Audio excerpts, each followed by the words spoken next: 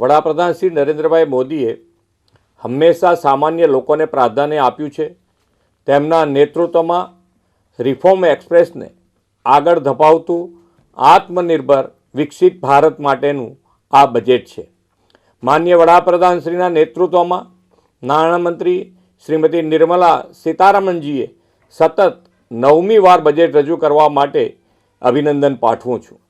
કર્તવ્ય ભવનમાં તૈયાર થયેલું આ બજેટ 3 કર્તવ્યો પર ઝોક આપતું બજેટ છે. તેમાં જ્ઞાન એટલે કે ગરીબ, યુવા, અન્નદાતા અને નારી શક્તિ તથા દિવ્યાંગજનોના પિલર્સ મજબૂત થશે.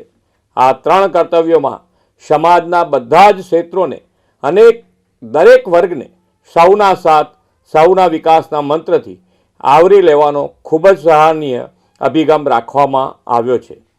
ઇન્ફ્રાસ્ટ્રક્ચર, ઇન્ડસ્ટ્રીઝ, કટિંગ એજ ટેકનોલોજી, સેમિકન્ડક્ટર, ડેટા સેન્ટર્સ જેવા ક્ષેત્રો પર ખાસ ફોકસ કરવામાં આવ્યું છે. એમએસએમઈ પર ભાર મૂકવામાં આવ્યો છે.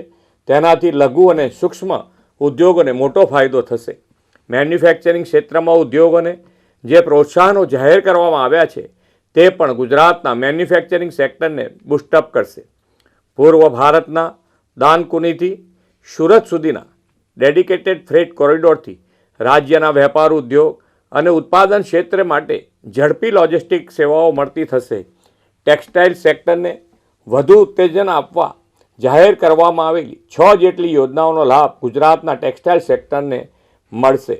3 કેમિકલ પાર્ક્સની જાહેરાત તથા બાયોફાર્મા ઇન્ડસ્ટ્રીઝ માટે 10,000 કરોડની જે જાહેરાત થઈ છે તેનો પણ લાભ ગુજરાતના આ ક્ષેત્રના ઉદ્યોગને મળશે.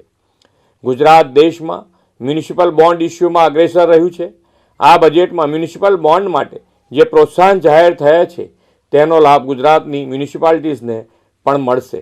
5 લાખથી વધુ વસ્તીવાળા ટિયર 2, ટિયર 3 શહેરોને સિટી ઇકોનોમિક રિજિયન બનાવવાની જાહેરાતથી રાજ્યના નાના શહેરોનો સુગ્રથિત વિકાસ વેગવંતો બનશે. જામનગરમાં ગ્લોબલ ટ્રેડિશનલ મેડિસિન સેન્ટરને અપગ્રેડ કરવાની જાહેરાતથી પરંપરાગત ઔષધિઓના સંશોધનનો વ્યાપ વિશ્વભરમાં થશે. લોથલ અને ધોળાવીરાનો દેશની 15 પુરાતત્વ વિરાસત ક્લસ્ટર ટુરિઝમ ડેવલપમેન્ટમાં સમાવેશ થયો છે. તેનાથી પ્રવાસન દ્વારા ગુજરાતમાં વિરાસત બી વિકાસ બીનો અભિગમ સાકાર થશે.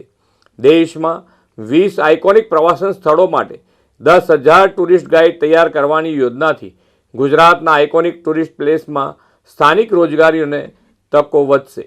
કૃષિ, પશુપાલન, મત્સ્ય ઉદ્યોગ, સ્વસહાય જૂથો, ગ્રામીણ અર્થતંત્ર સૌના વિકાસને પ્રાધાન્ય અપાયું છે. વડાપ્રધાનશ્રીએ હંમેશા કરદાતાઓનું સન્માન કર્યું છે અને તેમને દેશના વિકાસના ચાલક બળ ગણાવ્યા છે.